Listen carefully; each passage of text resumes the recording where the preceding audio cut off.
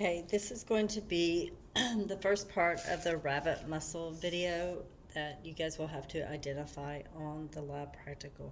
So you should have your rabbit muscle document pulled up right here, and we're going to go over the ventral view, the neck, shoulder, and thorax, and the muscles of the arm. So that's what we're going to go over first.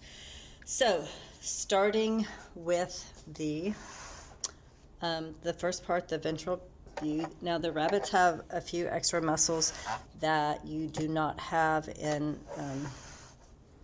you do not have. Okay, so the first thing we're going to look at is on the chest. And there's a muscle called the pectoantebrachialis that makes a band all the way across the top. It's a small, thin muscle. And this, it's the very top muscle. So this would be the pectoantebrachialis. Okay, it's a strap that goes across the top, and you can, what hasn't been isolated on this side. So here it is on this side, this thin muscle right here, and then here it is on this side. Okay, and then under the pectoantebrachialis, the next muscle down is going to be the pectoralis major. So you can see how it's on the chest and it inserts here on the humerus. And then underneath that is going to be the pec minor. Okay, so they haven't been delineated here, but you have the pectoantebrachialis, and then the pec major, and then the pec minor. Okay, so remember that order on the chest. Okay. Then from there, we're going to the abdominal muscles. Okay. So on the abdominal muscles, the rectus abdominis are the muscles that go straight up and down the center. So any pin that would be in here would be easy to see. This is does not delineate them well. Right here, you can kind of see a line, and these striations go up and down, and these come at an angle. So when we're looking at these muscles, it's the striations that are really important. So the rectus abdominis is right here in the middle where these strings are tied. Then on either side, you have the external obliques, so you can see them coming in at an angle.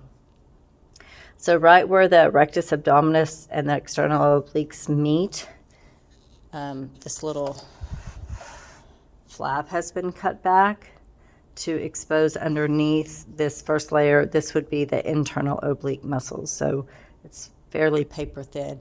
And underneath that, there's another layer. So the top flap is external oblique, and the inside flap is internal oblique. Okay, so now I'm going to go ahead and skip to the arm muscles, and then we're going to use a different one to look at a different rabbit to look at the other muscles. So looking at the triceps brachii, there's two heads, a long and a short. So first, when you look at this, there's an extra muscle here that you don't have called the epitrochlearis, and it's this thin little strap right here. Okay, and it's covering kind of your other muscles underneath it. So on this side, you can see that epitrochlearis has been bisected. It's been cut in half. I don't even know where the other part is over here. It's been cut in half. And then underneath this, on this bottom side of the arm, this is where you will find your triceps long head. Triceps brachii long head is on the underside of the arm right here. And then if you flip it over to the side, then this muscle right here would be your triceps brachii lateral head. So the lateral head is off to the side. The long head is underneath. Like when you hold your arm out to the side, the part that hangs underneath, that's the long head. This is the lateral head. Again, and then this is the epitrochlearis. And then this muscle right on top, right here, will be your biceps brachii. So from here, we are going to move to the this other rabbit. to look at muscles on the back.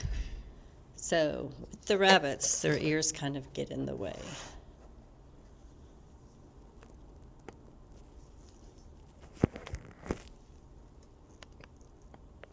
Okay, so we're going to look at trapezius muscles first and then deltoid muscles. So the trapezius muscles and the deltoids are both in 3 parts, but you have to identify all 3 parts of the trapezius and 2 parts of the deltoid.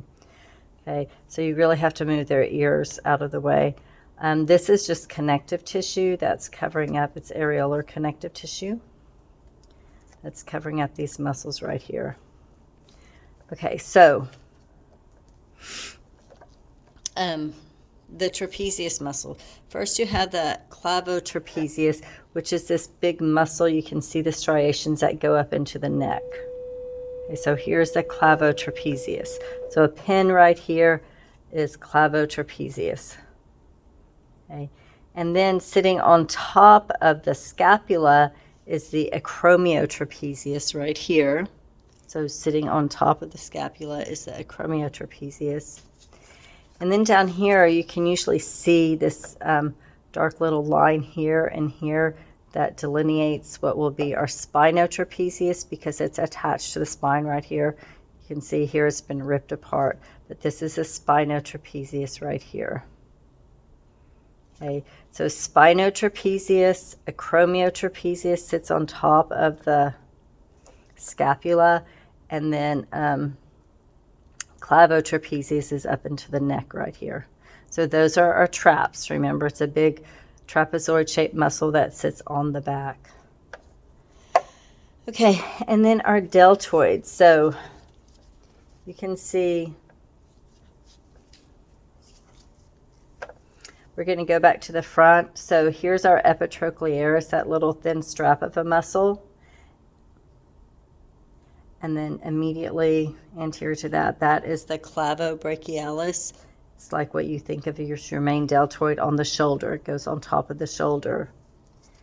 And then behind that, you will get our acromiodeltoid, which is, here's the clavobrachialis, and this muscle right here is the acromiodeltoid. Okay. Remember here, so here's our clavotrapezius, our acromiotrapezius, here's our acromiodeltoid, and here is our clavobrachialis, or just what we think of as a regular deltoid muscle.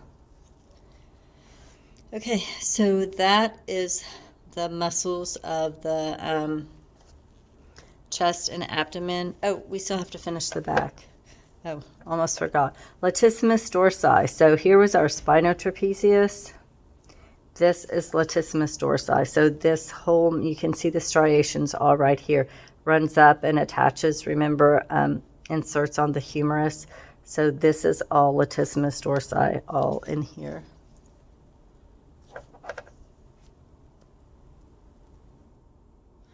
Okay, so here's the latissimus dorsi, all in here. It goes up to the humerus and all this right here. So kind of an under the arm muscle. And then the erector spinae muscle, had to get rid of some dense connective tissue here. And then this is the erector spinae muscle. It's a big, thick muscle in the lower back. It's actually a group of 3 muscles that help hold the spine erect. So there's one on either side. This is the only one that's exposed. It is covered with a very thick layer of really tough connective tissue, which you can hopefully see right here. And if you pull that away, then that exposes the muscle underneath, and that's that erector spinae muscle. Okay, so those are the muscles, the first 3 group of muscles. And then we'll do the hip and thigh tomorrow.